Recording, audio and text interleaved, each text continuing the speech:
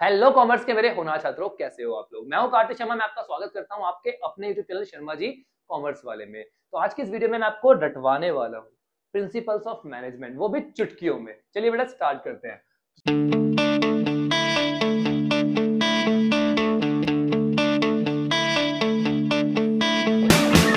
सबसे पहले हम करने वाले हैं फेयोल्स प्रिंसिपल ऑफ मैनेजमेंट। इसको लर्न करने के लिए आपको याद रखना है बेटा dad UC USSR OIC.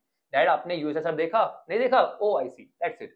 D for division of work, काम का बंटवारा कर दो, काम को छोटे छोटे पार्ट में डिवाइड कर दो और उस काम को उसके स्पेशलिस्ट एम्प्लॉयज को दे दो जो उस काम में परफेक्ट है। उससे क्या होगा, वर्कलोड कम होगा और एफिशिएंसी बढ़ जाएगी। Authority and responsibility, authority responsibility simple सा मतलब है अथॉरिटी एंड रिस्पॉन्सिबिलिटी हमेशा साथ में ही चलेंगे। अगर आपने अथॉरिटी दी है तो रिस्पॉन्सिबिलिटी भी देनी पड़ेगी, रिस्पॉन्सिबिलिटी दी है तो अथॉरिटी देनी पड़ेगी, तभी काम होगा, अदरवाइज नहीं होगा। डी फॉर डिसिप्लिन, जितने भी रूल्स एंड रेगुलेशन आपने अपनी ऑर्गेनाइजेशन के लिए बनाए हैं उसको आपको स्ट्रिक्टली फॉलो करवाना है। Unity of command, you for unity of command, इसका मतलब है एक सबऑर्डिनेट को जो ऑर्डर देगा वो केवल एक सुपीरियर देगा। अगर एक से ज्यादा सुपीरियर देंगे तो सबऑर्डिनेट जो है वो कंफ्यूज हो जाएगा और अपना काम ठीक से नहीं कर पाएगा, उसकी एफिशिएंसी कम हो जाएगी। ठीक है। अगला आता है C for centralisation and decentralisation. Centralisation का मतलब होता है जितने भी इंपॉर्टेंट डिसीजन उन सबको अपने हाथ में रखो, सेंट्रलाइज कर लो, राइट। जितने भी लेस इंपॉर्टेंट डिसीजन उन सबको डेलीगेट कर दो अपने लोअर लेवल पे, उसको बोलते हैं डिसेंट्रलाइजेशन। ठीक है। अगला आता है unity of direction. Unity of direction का मतलब होता है one group, one plan, one head and one objective. अगर एक पर्टिकुलर ग्रुप है तो उसका ऑब्जेक्टिव एक होना चाहिए, उसमें जितने भी लोग हैं उन सबके एफर्ट को आपको क्या करना है, एक डायरेक्शन प्रोवाइड करनी है। वो डायरेक्शन होती है ऑर्गेनाइजेशन का गोल। ठीक है। चलिए, subordinate of individual interest to general interest, हमेशा ऑर्गेनाइजेशन के इंटरेस्ट के बारे में सोचना है। अगर कभी आप ऐसी कंडीशन में फंस जाते हो कि आपको अपना फायदा या ऑर्गेनाइजेशन के फायदे में से एक को चूज करना है तो आपको हमेशा ऑर्गेनाइजेशन को सुपीरियर रखना है, आगे रखना है। अगला आता है स्केलर चेन। स्केलर चेन मतलब क्या होता है, ये एक हायरार्की होती है जिसमें ऑर्डर और फीडबैक दोनों पास होते हैं। ऑर्डर जो है वो हमेशा टॉप टू लोअर चलता है, तो फीडबैक है वो लोअर टू टॉप चलता है। आपको पूरी की पूरी हायरार्की को आपको फॉलो करना होता है, टॉप मिडल लोअर, ठीक है ना। आपको इस हायरार्की में किसी भी स्टेज को छोड़ना नहीं है, राइट, अदरवाइज प्रॉब्लम हो जाएगी।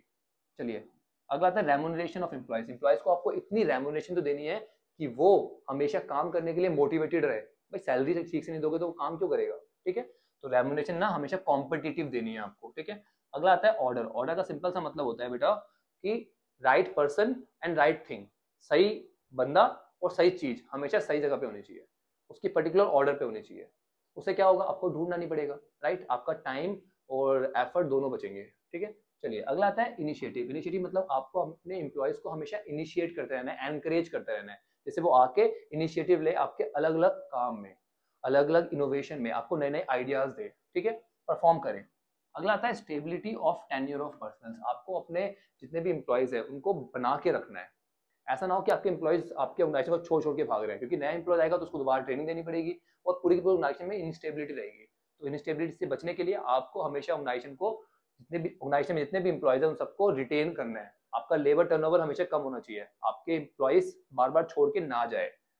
E for equality. इक्वेलिटी का सिंपल सा मतलब है कि सभी को आपको इक्वली ट्रीट करना है, वो किसी भी धर्म का हो, किसी भी जाति का हो, लड़का हो लड़की हो, मतलब किसी भी सेक्स का हो, कुछ भी हो, आपको सबको इक्वली ही ट्रीट करना है। ठीक है। चलिए, अगला आता है एसपीडी ग्रुप। एसपीडी ग्रुप्स का मतलब होता है कि आपको अपने ऑर्गेनाइजेशन में टीम स्पिरिट क्रिएट करनी है, राइट। आपको बोलना है हम कर सकते हैं, मैं कर सकता हूँ नहीं, हम कर सकते हैं। अरे बस समझ में, इस चैनल को हम बहुत ग्रो कर सकते हैं, हम हर सब्जेक्ट में फुल मार्क्स ला सकते हैं, राइट। टीम स्पिरिट क्रिएट करनी है, उसको बोलते हैं एसपीडी ग्रुप्स। आई का इस्तेमाल मत करो, किसका करो, वी का।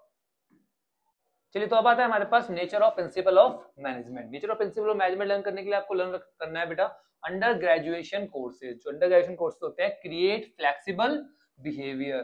क्या करते हैं, फ्लेक्सिबल बिहेवियर क्रिएट करते हैं और फाउंडेशन क्रिएट करते हैं किसकी, स्टूडेंट्स की। ठीक है। चलिए, यू फॉर यूनिवर्सल एप्लीकेबिलिटी। जितने भी प्रिंसिपल्स ऑफ मैनेजमेंट है वो हर जगह अप्लाई होते हैं। ठीक है। चलिए, अगला आता है जनरल गाइडलाइंस। ये जनरल गाइडलाइंस होती है जो हेल्प करती है किसको, मैनेजर को, क्या करने में, डिसीजंस लेने में। ठीक है। चलिए, कॉज एंड इफेक्ट रिलेशनशिप, ये हमें बताते हैं कि इस पर्टिकुलर कॉज का ये इफेक्ट होगा, अगर आप ऐसा काम करोगे तो इसका रिजल्ट आपको ये मिलेगा। ये मैनेजर को पहले ही बता देते हैं जिससे वो अपने डिसीजंस ठीक से ले पाता है। कंटीजेंट, ये जो होते हैं सिचुएशन के ऊपर डिपेंड करते हैं, जैसी सिचुएशन होगी उसके हिसाब से मैनेजर प्रिंसिपल को मॉडिफाई करके यूज कर सकता है, इसलिए इनको फ्लेक्सिबल भी बोलते हैं, क्योंकि इसको मॉडिफाई किया जा सकता है इन्वायरमेंट के हिसाब से, सिचुएशन के हिसाब से। बिहेवियर, ये जो मैनेजमेंट के जितने भी प्रिंसिपल है वो किससे डील करते हैं, ह्यूमन बिहेवियर से, राइट। तो ह्यूमन बिहेवियर पे डिपेंड करते हैं जो कि हमारे हमेशा हमारे कंट्रोल से बाहर होते हैं, तो हमें सिचुएशन के हिसाब से, ह्यूमन बिहेवियर के हिसाब से इन्हें मॉडिफाई करके अडॉप्ट करना होता है, अप्लाई करना होता है, ठीक है। Form by practice and experimentation, जितने भी हमारे प्रिंसिपल ऑफ मैनेजमेंट है ये हवा में नहीं बने, ये प्रैक्टिस, रिसर्च और एक्सपेरिमेंट्स करने के बाद बने हैं, ठीक है। चलिए अब आता है हमारे पास significance of principle of management. Principle of management की सिग्निफिकेंस, सिग्निफिकेंस मतलब इंपॉर्टेंस क्या है, ये याद रखने के लिए आपको याद रखना है बेटा प्रॉस-मी। क्या याद रखना है बेटा? प्रॉस-मी। पी फॉर ये provide managers with useful insight into reality. Managers को क्या करते हैं? डिसीजन लेने में हेल्प करते हैं, जिससे उनकी जो इंसाइट होती है वो रियलिटी में कन्वर्ट हो पाती है, वो अपने टारगेट्स को अचीव कर पाते हैं, ठीक है। रिसोर्स ऑप्टिमाइजेशन, ये हमारे जितने भी रिसोर्सेज उसको एफिशिएंटली यूज करने में हेल्प करते हैं, डुप्लीकेसी को कम करके, वेस्टफुल एक्टिविटीज को कम करके, ठीक है। चलिए ऑप्टिमम एंड साइंटिफिक डिसीजन, यहाँ पे जितने भी डिसीजन होते हैं वो ट्रायल एंड एरर मेथड पे बेस्ड नहीं होते, वो बेस्ड होते हैं पर्टिकुलर रीजंस पे, साइंटिफिक रीजंस पे, ठीक है ना। तो साइंटिफिक डिसीजन लेने में हमारी मदद करते हैं। चलिए अगला, सोशली रिस्पॉन्सिबल बनाते हैं हमें, सोशल रिस्पॉन्सिबिलिटी फुलफिल करने में हमारी मदद करते हैं कि भैया आपको एडल्ट्रेशन नहीं करनी, एम्प्लॉयमेंट अपॉर्चुनिटीज जनरेट करनी है, अरे बस में सोशली रिस्पॉन्सिबल होता है, इक्वालिटी का ध्यान रखना है, सबको इक्वली ट्रीट करना है।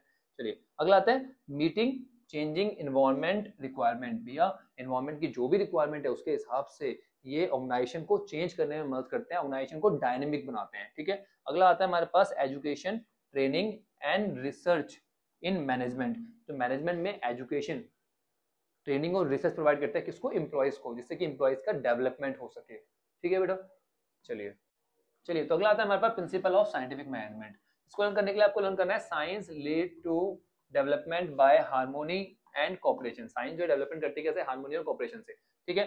तो पहला है हमारे पास science not rule of thumb, कि भैया जितने भी आपको डिसीजन लेने हैं वो साइंटिफिक मेजर्स से लेने हैं, साइंटिफिक टेक्निक से लेने हैं, आपके पास कुछ ना कुछ बेस होना चाहिए उस रीजन का। आपको trial and error method use नहीं करना, तुक्के नहीं मारने अपने डिसीजंस में, ठीक है।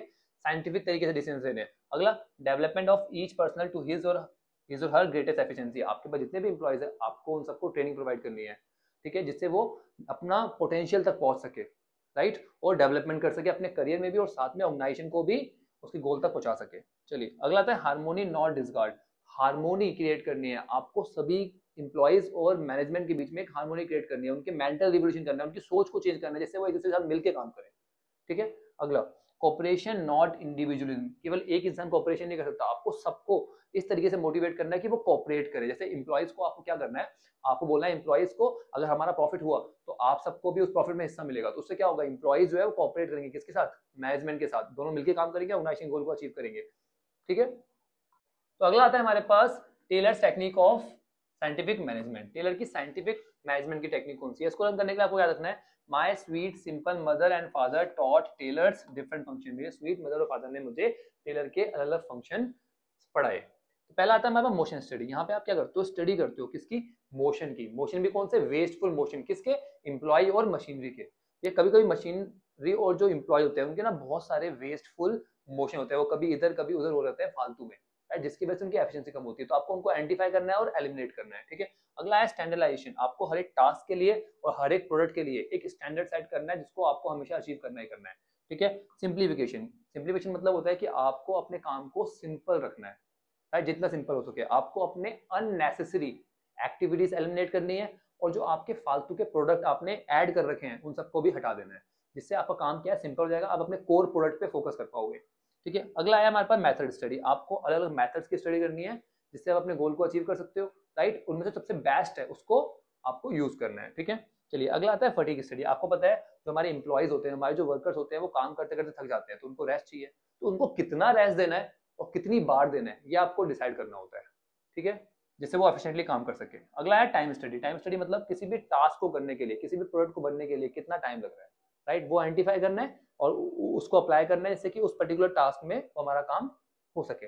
अगला है डिफरेंशियल पीस वे सिस्टम। सबको सेम वेजेस नहीं देनी।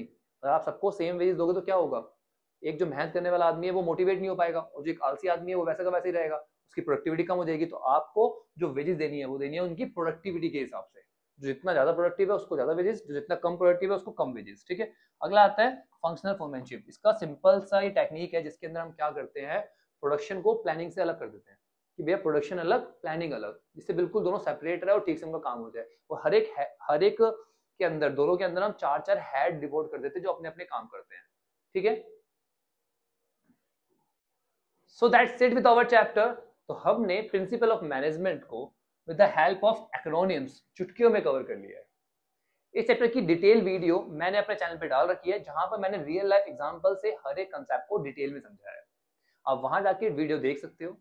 अच्छा, अगर चैनल को आपने सब्सक्राइब नहीं किया, सब्सक्राइब कर लो, क्योंकि यहाँ पर मैं आपको अकाउंट्स, इकोनॉमिक्स और बिजनेस स्टडीज बिल्कुल रियल लाइफ एग्जांपल से रिलेट करके पढ़ाता हूँ, और साथ में आपको शॉर्टकट्स भी सिखाता हूँ जिससे आप हर चीज को याद कर सको। तो बिल्कुल टेंशन छोड़ दो अपने भाई के ऊपर, बस अपने भाई के साथ जुड़ जाओ आज से बोर्ड तक। चलिए बेटा, मिलते हैं नेक्स्ट वीडियो में, तब तक के लिए take care, bye bye, study hard.